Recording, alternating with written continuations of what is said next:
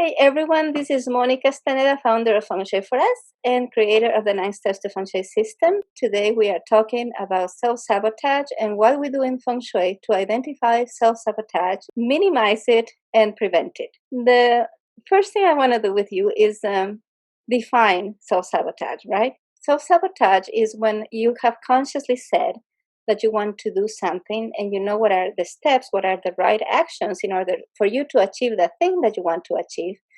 And then there's like a part of you that is doing everything against the attainment of that goal. One that most people have experienced, especially if they ever felt they needed to lose weight, is at the beginning of the year, you do your New Year's resolutions and you are like, I'm going to exercise more and eat less, right? You end up not exercising more and eating all sorts of things that you shouldn't be eating. And so that is an example of self-sabotage. And self-sabotage happens for a variety of circumstances, right? One of them is when part of you believes that that thing that you consciously have decided is a good thing is actually a really bad thing for you. Once I worked with a lady that was an amazing healer, and she had been divorced for 10 years.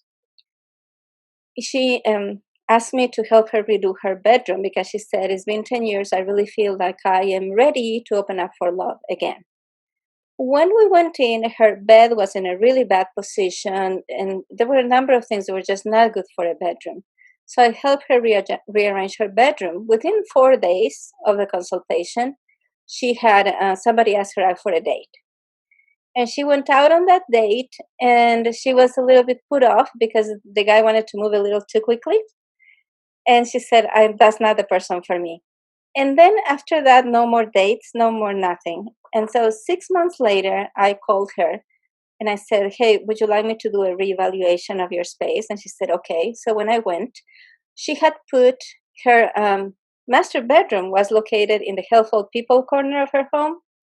And that's the one associated with heaven. So she had put 9 images of goddesses in her bedroom. And she hadn't told me about it. So that is self-sabotage. Because first, you shouldn't have religious images in the bedroom that pushes love away because love is mundane. And the other thing is you shouldn't have images of single people in the bedroom.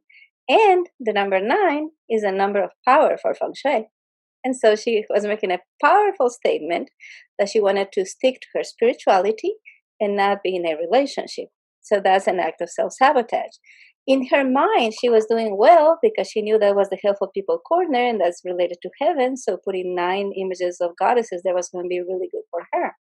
So that's an example of self-sabotage. The 9 steps to Feng Shui system has never not worked, except when people were doing and undoing the things that I was helping them with. So, for example, a person will start a consultation with me and will complete the floor plan, then we'll balance extremes, correct excesses and deficiencies, then we'll move on to achieve it vitality. So what has happened is that while we're working on step 3, the person will take down the mirror that we had put up to correct step 1, and they won't tell me. And then they would remove the landscape we had in the other corner to complete wealth, And that's that's one of the reasons I like to do my consultations online and really do them one task at a time, because when they have done that, at some point I will detect it. At some point I will ask them to share a photo with me that will include that particular corner, that particular spot, and I'll be able to say, hey, you used to have a mirror there. What happened, right? And so if you follow the 9 steps to Feng Shui system, it's such a beautiful system, and it comes from such strength of knowledge from ancient Chinese medicine that it always works, it always does what it's supposed to do. But the person has to commit to doing it, right? And to not undo the things that they have done as part of Feng Shui fixes, and to not do things on their own without consulting so that they could do things wrong. The percentage of success with 9 steps consultations is extremely high.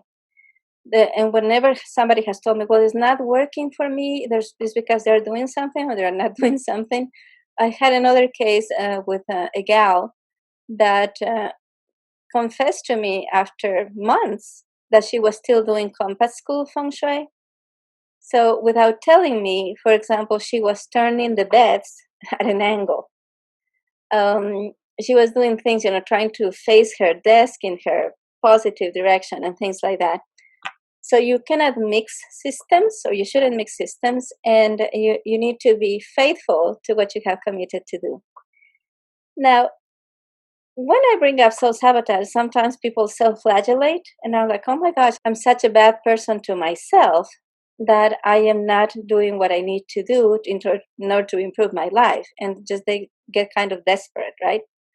But many times a person self sabotages because there's that part of them that believes something is not good for them. So going back to the case of the healer that told me she was ready to date, she wasn't ready to date.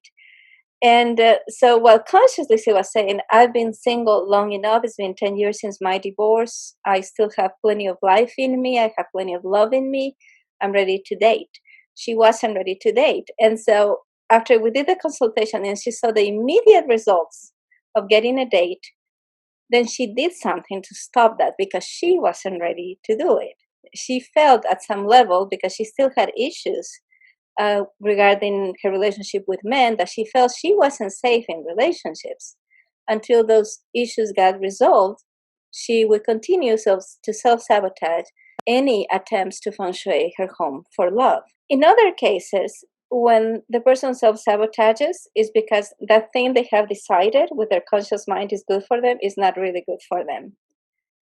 And other times they self sabotage because even though something looks on paper like it is the right thing for them to do, it is against their life mission. So it's not what they should do. I knew a gal in Ecuador that was in one of we had two microbiotic centers, and so she was a student in one of the centers.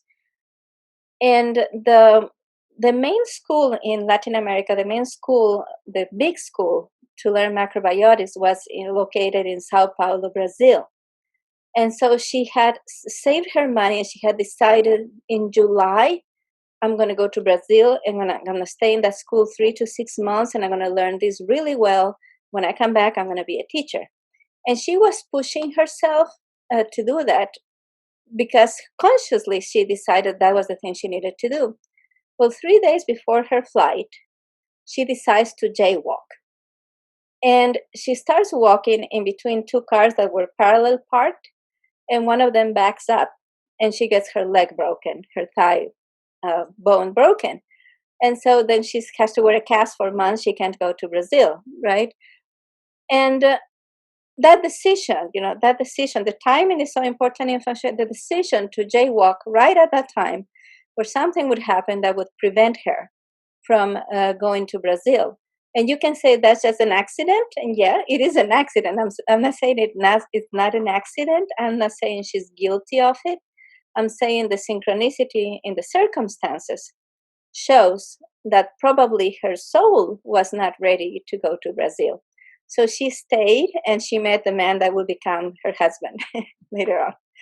And so going to Brazil and getting trained as a macrobiotics teacher, that was not in alignment with her life mission.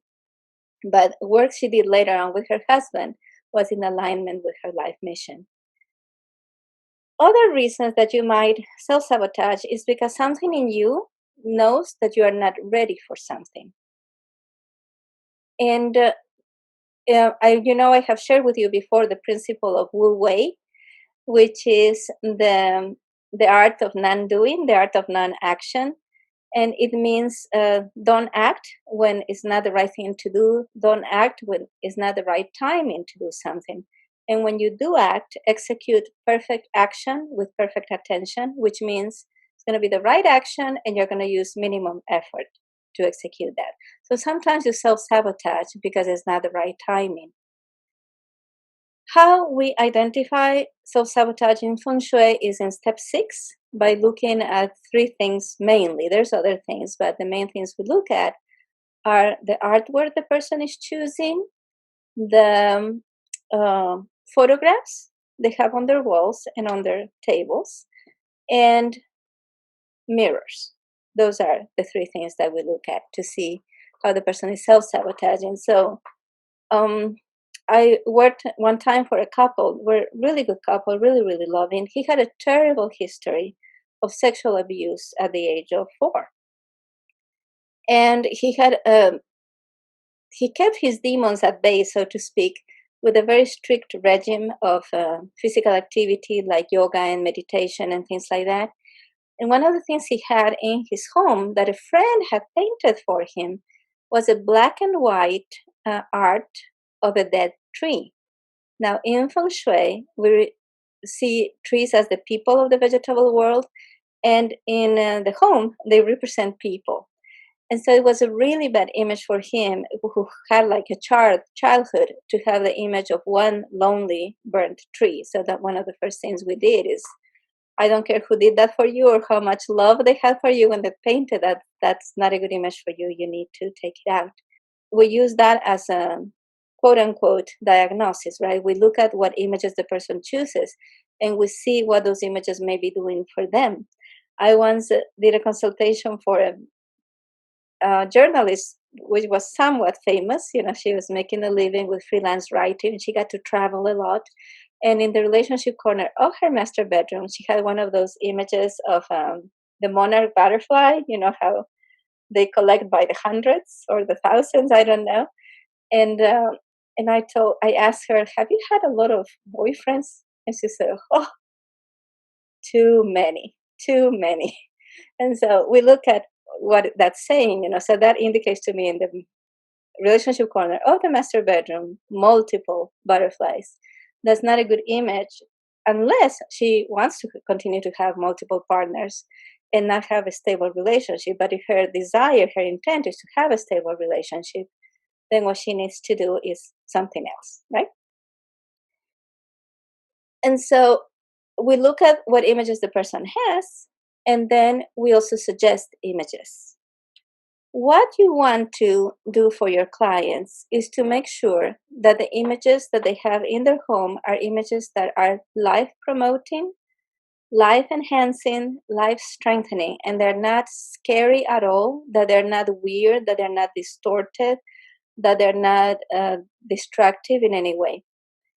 When you choose art for your home, it should be something that makes you feel safe, not something that makes you feel challenged.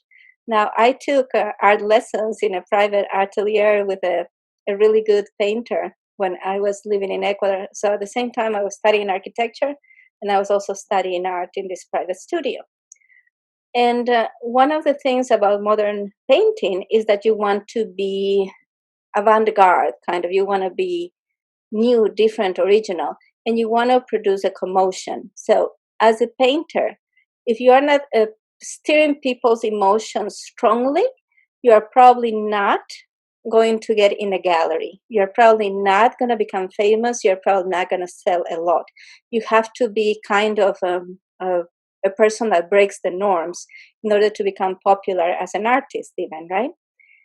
And so the problem with that is much of what we call good art is bad feng shui. Because if it's art that is intended to create very intense emotions as a result of war or famine or human suffering, that is something that is good for a business, where the business wants to create a certain image of solving those problems, but it's not a good choice of images for the home. The images you choose for your home should make you feel safe. Now, you can have great art that feels safe. You can have abstract art that feels safe. It's not that you can't have abstract art. It's not that you can't have things that are interesting. But if there's anything that would produce fear in you or fear in a child, then that's not a good thing to keep in your home. So the main thing is you need to create a feeling of safety. There are other things we look at. For example, any exposed cables are going to make you feel unsafe. Any cables that are on the floor are going to make you feel unsafe. Any areas of your home that are literally unsafe, for example, areas that are slippery, not good. Anything that is a potential source of danger is going to be feeding your subconscious mind or your unconscious mind with ideas that your home is not safe. One more reason that a person might self-sabotage is that at a certain level, they believe that they are not good or they do not deserve to get the thing that they say they want to get. For example, they might feel that they do not deserve to get a promotion, so they do poorly during the interview. They are late to the interview. They say something stupid during the interview. And it may be that feeling that they don't deserve it, but it may also be the person feels so guilty about something that they are going to prevent themselves from getting something. And this is something one of my healers has shared with me. He said that guilt can be hereditary. So sometimes people feel guilty for the things their ancestors did that they don't even know the ancestors did. And then they self-sabotage because they feel they don't deserve it, because they have reached this conclusion that they're evil. You know, they feel this huge guilt. They must be evil. They must have done something. But most of the time, you're going to find that, and that's why I call it self-sabotage and not another word, is because a lot of sabotage happens, it's actually hidden.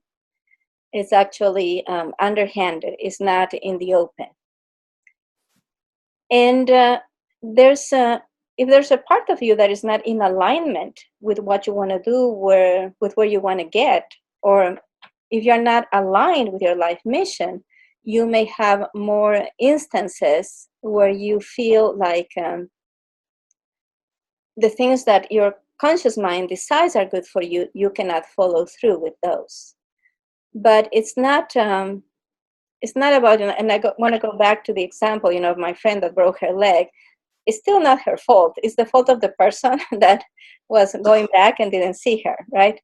But the fact that it prevented her from going, she could have made so many decisions that day, but she decided to jaywalk while she's getting ready to go on a trip. So the timing is what sometimes helps you see self-sabotage. When in any other circumstance, you would just say, that's just an accident. But the circumstances around in the timing helps you see that it was self-sabotage.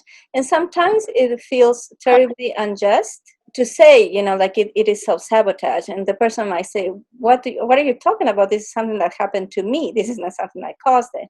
But the fact that they were there at that moment means something, right?